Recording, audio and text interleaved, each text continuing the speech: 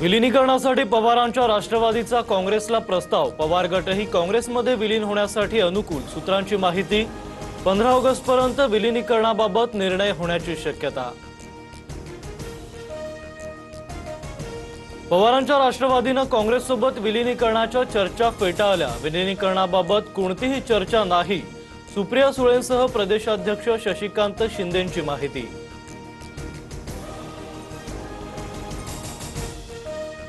तृणमूल काँग्रेसला सोनिया गांधींची ऑफर, पक्ष विलीन करा, काँग्रेसचे राष्ट्रीय उपाध्यक्ष होणार, सोनिया गांधींचं आश्वासन। नाना पटोलेंना काँग्रेस हायकमांडने तातडीने दिल्लीला बोलावलं। हायकमांडच्या मनात काय आहे हे अद्याप कळलं नाही, नाना पटोलेंची माहिती। पक्षाच्या हिताला प्राधान्य, कुणाचाही अनावश्यक हस्तक्षेप असल्यास विचार केला जाईल। वर्धापन दिनाच्या कार्यक्रमातून सुनेत्रा पवारांचा इशारा। राष्ट्रवादीचे कार्यकर्ते उत्तम खेळाडू, संधी मिळावी। वर्धापन दिन सोहळ्यात मंत्रिपदासाठी धनंजय मुंडेंचं सूचक वक्तव्य, तर तुमचा इशारा समजला, रिटायर्ड हर्ट झालेल्यांना पुन्हा संधी मिळते, प्रफुल्ल पटेल यांचं वक्तव्य। सोलापूर विधान परिषद निवडणुकीच्या पार्श्वभूमीवर घडामोडींना वेग। पवारांच्या राष्ट्रवादीच्या 3 आमदारांकडून भाजप प्रदेशाध्यक्ष रवींद्र चव्हाणांची भेट। महायुतीच्या उमेदवाराला पाठिंबा देण्याचा आमदारांचा निर्णय।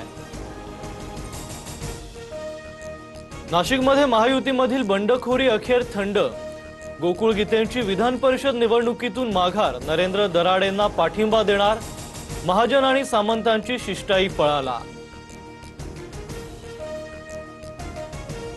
नाशिक नंतर जळगाव विधान परिषदेचा तिढाही सुटण्याची शक्यता। वरिष्ठ नेत्यांशी चर्चा करून भूमिका स्पष्ट करणार, रेश्मा काळेंची प्रतिक्रिया। मात्र नगरसेवकांच्या भेटी घेऊन प्रचारही सुरू। सांगली सातारा विधान परिषद निवडणुकीत महायुतीत नाराजी नाट्य। झेडपी वादावरून शिवसेना राष्ट्रवादीचे मंत्री प्रचारापासून दूर। धैर्यशील कदमांना मतांची गरज असताना अद्याप प्रचार नाही। अमरावतीमध्ये काँग्रेस उमेदवार आणि यशोमती ठाकूर यांच्यातच आरोप प्रत्यारोप। 15-20 कोटींचा व्यवहार झाल्याची चर्चा। यशोमती ठाकूर यांचा आरोप, तर माझ्या माघारीसाठी ठाकूरांचे प्रयत्न सुरू। हर्षजित देशमुखांचं प्रत्युत्तर। पुण्यामध्ये अभिजित दिपकेंच्या नेतृत्वात कॉकरोच जनता पार्टीचं आंदोलन। केंद्रीय शिक्षण मंत्री धर्मेंद्र प्रधान यांच्या राजीनाम्याची मागणी। शनिवारपर्यंत राजीनामा न दिल्यास 20 तारखेला दिल्लीत धडकणार, दिपकेंचा इशारा।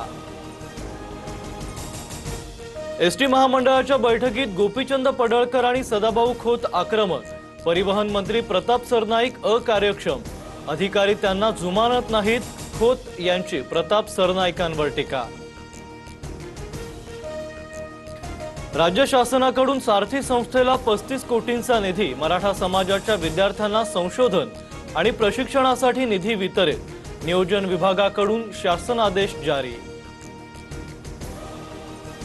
स्टँडअप कॉमेडियन प्रणित मोरेवर महाराष्ट्र सायबरकडून गुन्हा दाखल। महिलांबाबत अवमानकारक कंटेंट प्रसारित केल्याचा आरोप। प्रणित मोरे, हिमांशू जांगरा, सेजल पवारला चौकशीसाठी समन्स। अशोक खरात प्रकरणात उज्ज्वल निकम यांची सरकारी वकील म्हणून नियुक्ती होणार। नियुक्तीबाबत अधिकृत ऑर्डर निघणार, सूत्रांची माहिती।